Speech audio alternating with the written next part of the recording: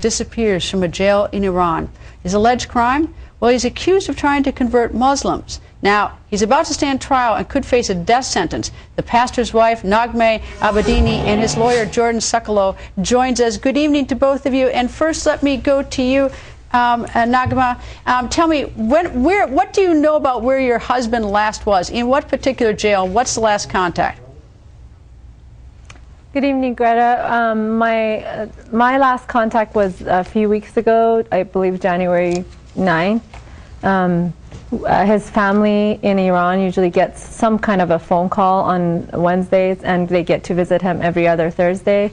They did not get a call this Wednesday, and they were suspicious. And this Thursday they went to the prison, and he was not there. They don't know where he is as of now. There was no notice. They were not aware of anything of if he was moved or where he is, and the guards couldn't give him answers, and we're hoping to be able to find out where he is soon. Jordan, either it's a bureaucratic mess-up, or they're incompetent, or they have done something sinister. I think with Iran, you assume the worst, but you hope for the best. The best would be on Monday in court. There were multiple days of trial, but there was only one day of trial where Pastor Saeed and his attorney were able to attend.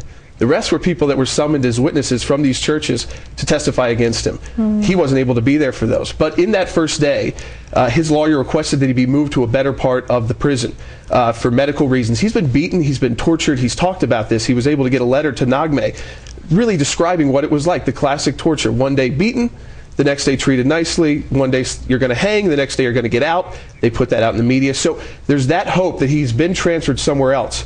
But this judge is not called the hanging judge for no reason. I mean, and that's the U.S. government who called him the hanging judge. Naghmeh, when was the last time you spoke to your husband, and how long has he been in jail in Iran?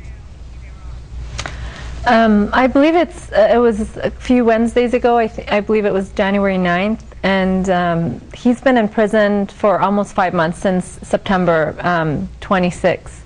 And yeah, I haven't spoken to him since, and every day is a big deal. Every day it counts, and every day my hope is that we can get the word out and we can get him home, get him back to the U.S. soon. And it's been too long since he's been gone from our family, and we're desperately wanting him back.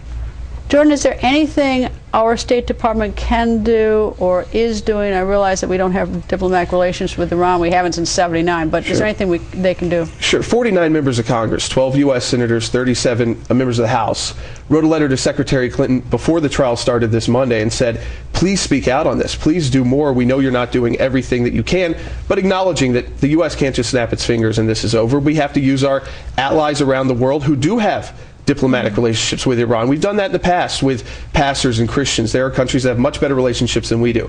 But without a statement, a clear statement from the Secretary of State that's public, that's released, that's out on their website, that you don't have to ask for to get it emailed to you, which is what the National Security Council did, calling for his immediate release and condemning Iran, which they did for non-Americans, but they have not yet done for this American, even though Congress has asked as well. So there is more to do. That helps us internationally. His actual charge, Greta, the main charge is undermining the national security of Iran intentionally, and attempting to do so by setting up house churches with 15, 20 people in them. I think about that as a national security charge, like treason. Amazing.